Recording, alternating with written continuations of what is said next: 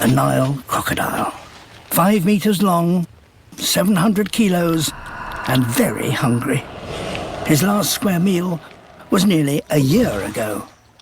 The river's other residents aren't food, just a distraction. He is waiting for something bigger from over the horizon. The herds have arrived. It's time for the crocs to get into position. All eyes will be on the big guy. Only he has the power to tackle a full-grown wildebeest. After months on the march, the wildebeest are desperate to drink. But experience has taught the adults to be cautious. The water is just too inviting for a calf, unaware of the dangers within.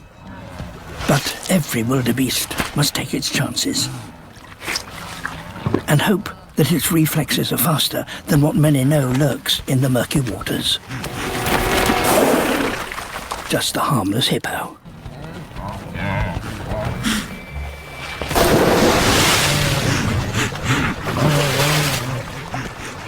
That was no hippo. But here, fear always gives way to thirst.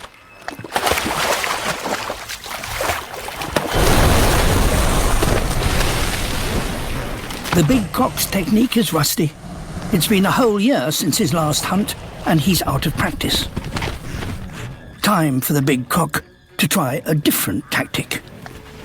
The floating log. He's hoping the wildebeest won't notice him until it's too late.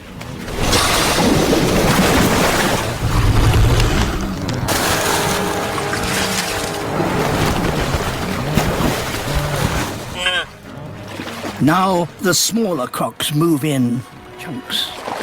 Crocs can't chew, so they have to spin together to tear pieces off the carcass. He won't feed again until the wildebeest return next year.